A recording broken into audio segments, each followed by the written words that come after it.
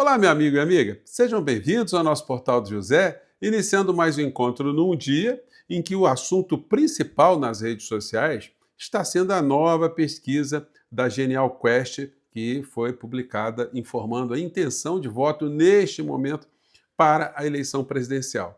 Para você que acompanha os acontecimentos do cotidiano aqui no Brasil, você que tem uma leitura política, você que está vendo movimentos no campo progressista, candidatura que certamente vai ser formalizada do presidente Lula, a execução do seu governo, a comunicação que há por um lado, e você vê também o movimento de uma extrema-direita extremamente virulenta, não dá para você dizer que ficou surpreso com o tipo de pesquisa que está sendo apresentada nesse momento. Ela dá para a gente vários indicadores. Em primeiro lugar, como eu disse para vocês, não foi surpresa que um viés de crescimento da candidatura da extrema-direita faria com que os patamares estivessem mais ou menos nos níveis que estão no dia de hoje. E também não é surpresa o patamar que se encontra a candidatura ou o nome do presidente Lula também neste momento. Em pesquisas anteriores, outros nomes foram lançados e se viu que há uma rejeição muito grande, tanto de um lado como de outro, no campo progressista e no campo também da extrema-direita. Quem vai decidir essa eleição são os eleitores do meio, vamos dizer assim. Aqueles que nem podemos dizer que são eleitores de centro, são eleitores que estão acompanhando o que acontece no nosso país e quando chegar no dia do voto, eles praticamente vão decidir de uma forma plebiscitária. Se o governo Lula está fazendo entregas, está correspondendo, está acenando com situações de futuro melhores para o nosso país, ou a figura da extrema-direita que está aí reúne os melhores predicados para governar o nosso país, governar as nossas vidas. Para você, não há a menor dúvida, né? Esse eleitor aí, ele agindo no campo da racionalidade, ele vai, por exclusão, votar no presidente Lula. Ou até mesmo por uma questão de sobrevivência da sua própria sanidade mental, né? Muitas pessoas vão agir assim. Eu vou comentar com vocês alguns fatos relacionados a essa pesquisa. Muita gente vai fazer também as suas análises. E eu quero dizer para você que ficou um pouco tenso, ou está ficando tenso com esse tipo de pesquisa, que ainda há bastante tempo para demonstrar quem é a figura de Flávio Bolsonaro e bastante tempo para mostrar o que significa uma candidatura em oposição a esse processo incivilizatório. Essa gente tão má aqui no Brasil que está conectada a gente talvez pior do que eles aqui dentro, fora do nosso país, porque são todos, no final da história, pessoas que comungam a morte como uma bandeira política, né? Bom, eu vou conversar com vocês, portanto, sobre as coisas que estão acontecendo, mas antes de mais nada, é fundamental convidar você que chegou agora no nosso portal, ainda não é inscrito, para que, em primeiro lugar, você se inscreva aqui conosco e conheça também os nossos outros vídeos. Se você gostar, compartilhe e recomende. Nunca se esqueça de dar o seu joinha, seu comentário e, se puder, prestigie também nosso clube de membros e o nosso novo canal de cortes, que continuam crescendo graças ao envolvimento e engajamento de você. Você que é muito bem-vindo e muito bem-vindo. Então, gente, recapitulando alguns fatos de ontem, né? O primeiro deles é esse aqui, ó.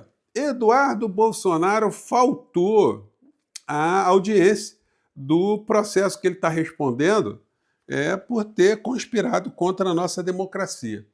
Surpresa para alguém? Não, surpresa zero.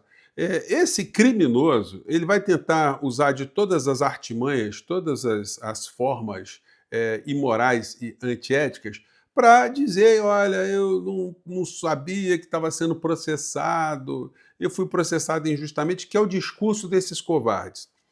Eduardo Bolsonaro falta a interrogatório. O deputado federal Eduardo Bolsonaro, aliás, ex-deputado, né?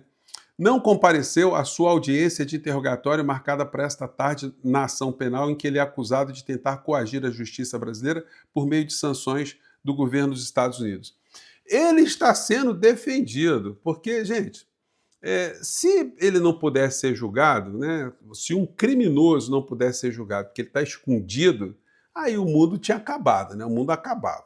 Porque qualquer criminoso faria isso, tentaria um refúgio. Agora, esse é um criminoso extremamente bandeiroso, porque todo mundo sabe onde ele está, né? Não sabe o endereço correto, mas ele é facilmente localizável porque ele o tempo todo está em rede social.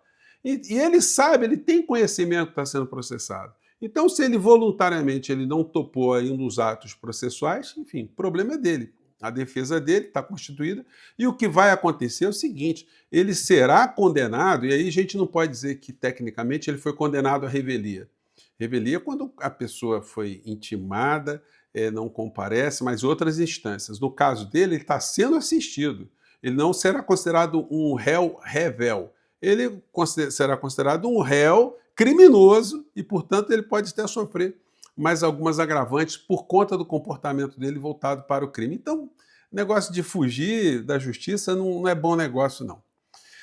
No universo do banditismo internacional, o que nós estamos vendo é o seguinte: uma criatura que certamente vai acabar influenciando no processo eleitoral aqui no Brasil, mas para o lado negativo, para a extrema-direita. A figura é Donald Trump.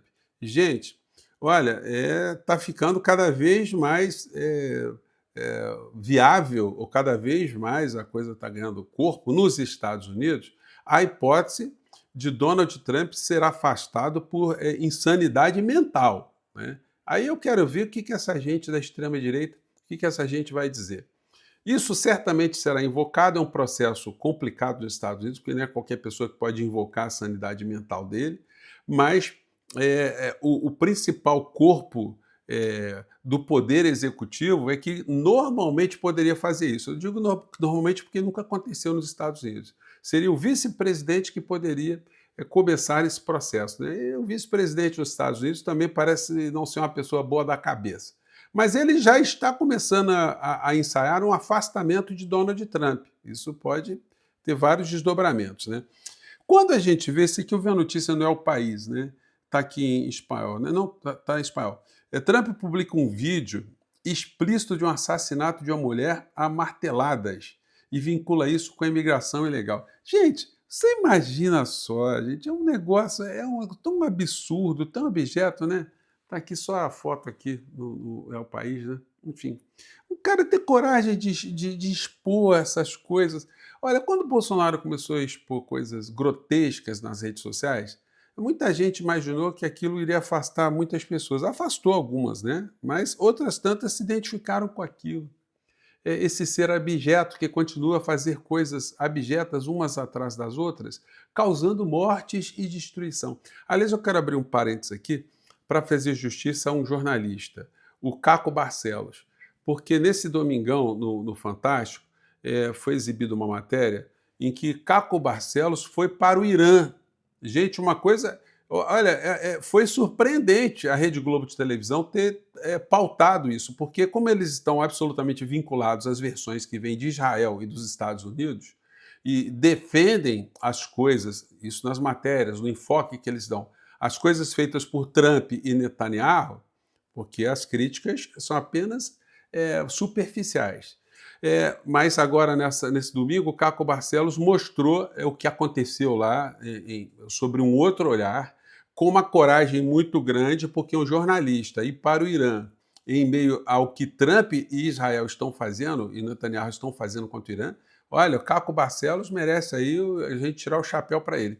E fez uma matéria dentro das possibilidades, com uma honestidade muito grande, mostrando um outro lado do iraniano que os brasileiros não conheciam.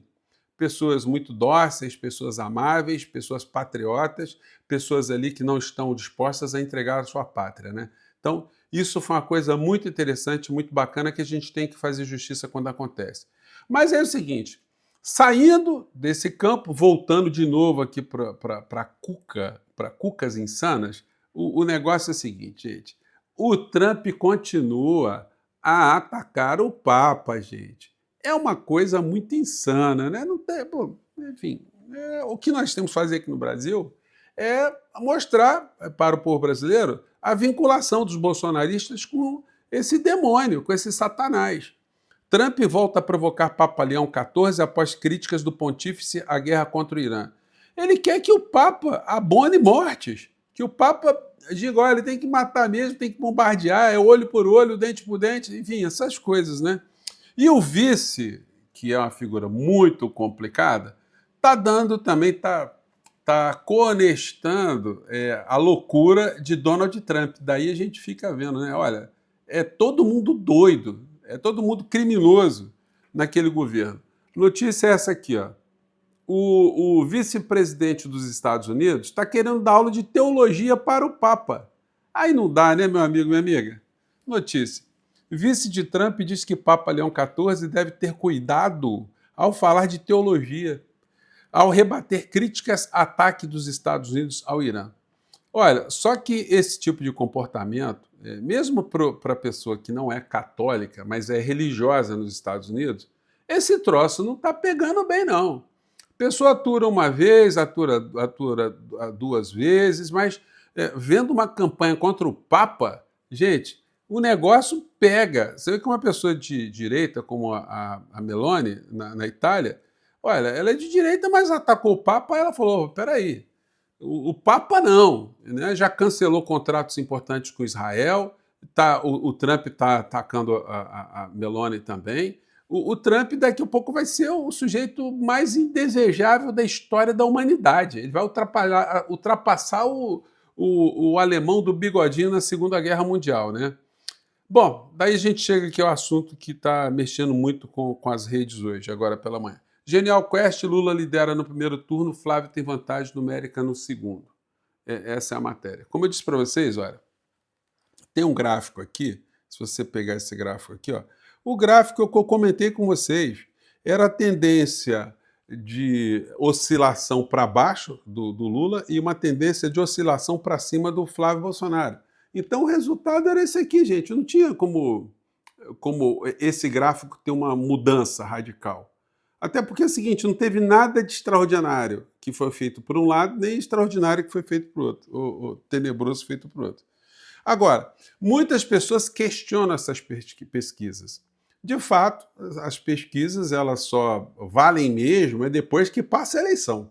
Depois que passa a eleição, aí você vê, olha, que aquele instituto de pesquisa estava dizendo, se confirmou, ou aquele instituto de pesquisa errou completamente. Por enquanto, como não se tem uma aferição desses dados, ou seja, não tem eleição, então a coisa fica num campo especulativo muito grande. Mas eu tenho certeza absoluta que todo mundo leva em consideração a credibilidade desse instituto de pesquisas. Eles têm informações e mais, eles fazem também as suas checagens, as suas pesquisas particulares, feitas por institutos particulares contratados pelos partidos, pelas campanhas que começam a se organizar. Então, o que nós estamos vendo hoje é que existe uma rejeição muito grande para um lado e existe uma rejeição muito grande para o outro.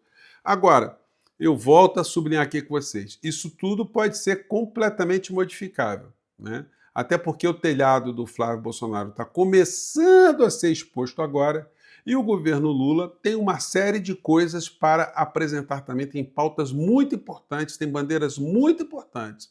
E isso tudo começa a ser colocado nas redes sociais porque já começou a haver uma mudança na comunicação do governo. O presidente Lula já está começando a ir nos lugares, depois de muitas insistências de nós aqui no nosso portal e de muita gente por aí.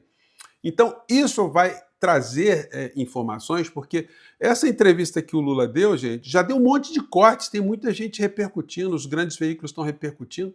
Se isso continuar assim, olha, a gente vai ter uma gama de informações muito importantes. E informações que vão colocar o seu Flávio Bolsonaro cada vez mais numa situação defensiva. Ele agora já começa também, vai ser investigado pela Polícia Federal por um crime que ele cometeu contra o presidente Lula na publicação associando o presidente Lula a narcotráfico. Ele pode provar isso? Ele tem como provar isso? Então como é que o cara coloca uma coisa como essa nas redes sociais, né? Então ele vai ser responsabilizado e vai ser condenado. Nós não sabemos o nível da condenação, mas vai ser condenado criminalmente, vai ser condenado civilmente. Isso deveria estar sendo feito desde lá de trás, né? As acusações contra o presidente, enfim. Mas antes tarde do que nunca. Isso graças a pessoas como você e eu. Bom, eu fico por aqui, muita calma nessa hora, ainda tem muita fila para andar, muita gente que vai para a cadeia, muita gente vai perder mandato, muita gente vai cair lá nos Estados Unidos e aqui dentro a gente vai ter chance de jogar mais holofotes nessa gente, né? Fico por aqui, gente. Um grande abraço, até mais tarde. Tchau.